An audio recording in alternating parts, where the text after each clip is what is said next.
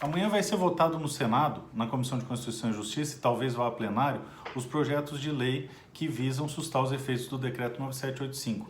Aquele decreto do Bolsonaro que tratou das legislações de armas. Estabeleceu algumas situações de porte, tratou de questões de calibre e várias outras questões relacionadas à legislação de controle de armas. Ele nos deu, depois de muito tempo, sob o jugo do malfadado Estatuto de Desarmamento, um pouquinho de direito. Só que esse direito está para ser arrancado da gente pelos senadores. Eu vou explicar para vocês por que isso pode acontecer e como você pode nos ajudar. Bom, o primeiro ponto que você tem que ter em mente é o seguinte: o Senado teve um índice de renovação muito inferior ao da Câmara dos Deputados. Por quê? Porque no Senado, a cada votação, você só se renova ou 1/3 ou 2/3. Nessa eleição, renovou-se 2/3, mas desses 2/3, na verdade, alguns voltaram.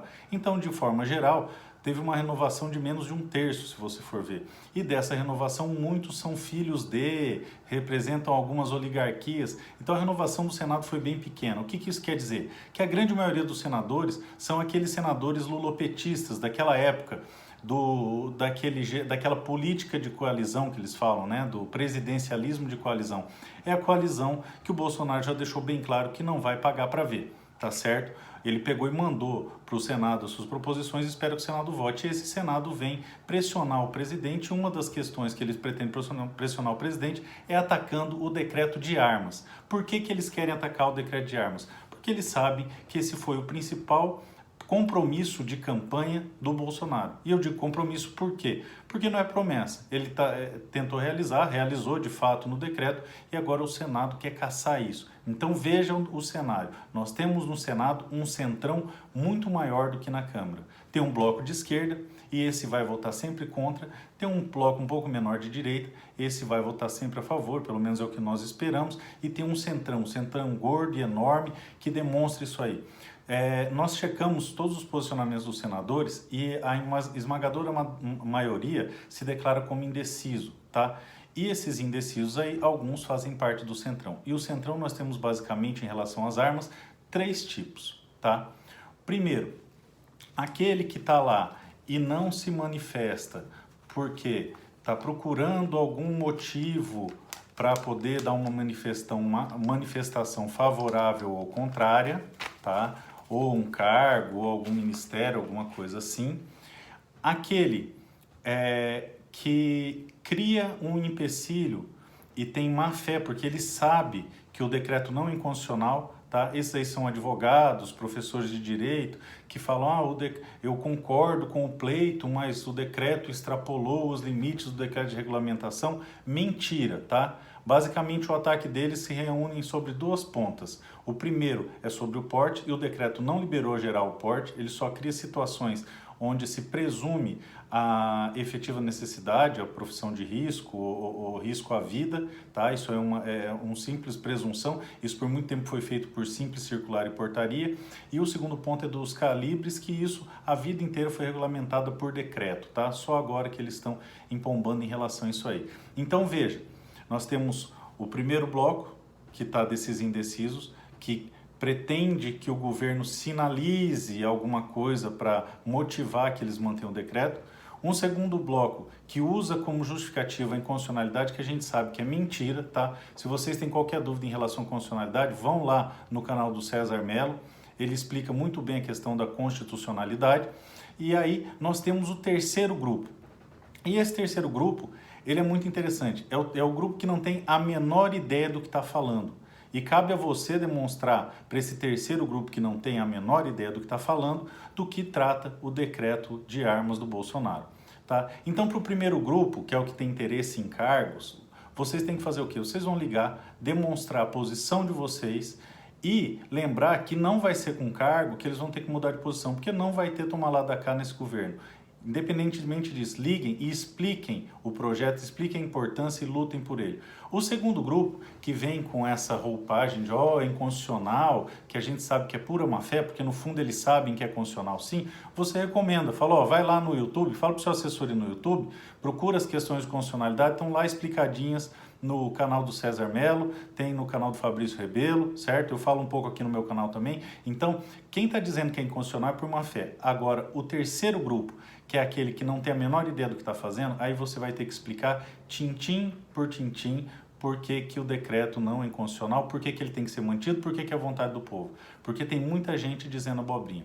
Eu poderia simplesmente falar para vocês agora aqui o seguinte: pessoal, cancelem seus planos de saúde, tá? Porque isso desmerece o sistema público de saúde, é por isso que o sistema está sucateado, então ninguém mais tem direito a plano de saúde.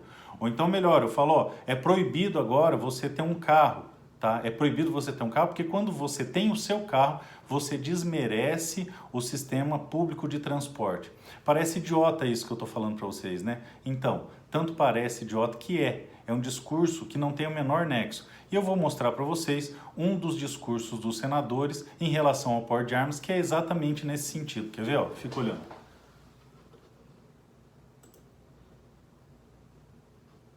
Na medida que a gente transfere a responsabilidade para o cidadão em querer se autoproteger, na medida que a gente transfere a responsabilidade para o cidadão em querer se autoproteger, se autodefesa, eu estou desvalorizando meus policiais. Meus policiais hoje no estado do Rio Grande do Norte, que está com salário atrasado, defasado, que estão lá fazendo movimentação, negociando com a governadora, para se ter uma valorização da categoria. Falta armamento, falta viatura, falta efetivo, falta treinamento, falta motivação, falta reconhecimento, muita coisa falta. E muita gente exige do policial. O policial hoje que está suicidando, policial hoje que está fazendo, tem que fazer 3, 4 bicos para poder manter a renda, para poder pagar. Aí a gente vem querer discutir questão de liberar ou não arma, vai ser mais difícil para o policial militar trabalhar. E, além de vai ser a vítima, ele não sabe mais quem é quem na sociedade. O primeiro carro que ele abordar, ele não sabe se está com película, se está armado ou não está, se está bêbado ou não está, se está sob droga ou não está. Olha o terror que vai causar na cabeça de uma pessoa, na medida... Vocês estão vendo a relação que foi feita aqui? A polícia está sucateada, não tem arma, não tem viatura, não tem salário, não tem estrutura, não tem motivação, então você não tem direito à legítima defesa. Porque se conferir para você o direito de legítima defesa, você vai estar desprestigiando esse policial.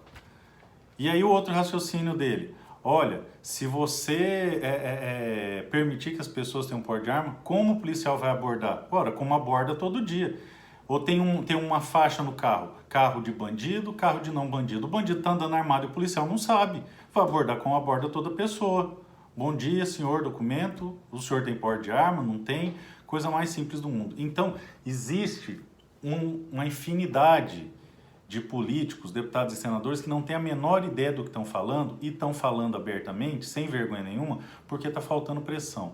Então, eu peço a você que ligue lá e explique que uma coisa não tem nada a ver com a outra, tá? Porque esse discurso é totalmente incoerente, panfletário, para que você possa ter os seus direitos assegurados. É absurdo você querer relacionar o direito à legítima defesa com o sucateamento da polícia. É justamente o contrário. Eu quero ter meu direito à legítima defesa porque o Estado não está assegurando, não está assegurando a segurança. Inclusive o próprio STF, não me lembro, já decidiu que o Estado não é responsável pela segurança individual de cada um. Se você sofrer alguma coisa, o Estado não vai te indenizar. Então eu tenho o direito, sim, de legítima defesa, de manter a minha legítima defesa. E mais que isso, muito mais que isso, vocês têm que explicar para essas pessoas que isso é um direito universal consequente do direito à legítima defesa. Como que eu posso ter legítima defesa se eu não tenho meios hábitos?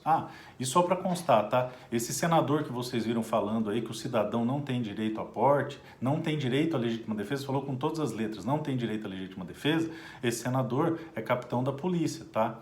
Ele tem porte de arma. E por alguma razão ele acha que só ele tem que ter esse direito. E você sabe qual que é a razão? A razão é que nós não nos mobilizamos o suficiente para ele entender que todos nós temos esse direito. Então eu peço a você, meu amigo, mais do que nunca, ligue para os seus senadores e peça que eles se posicionem pela manutenção do decreto. Um grande abraço.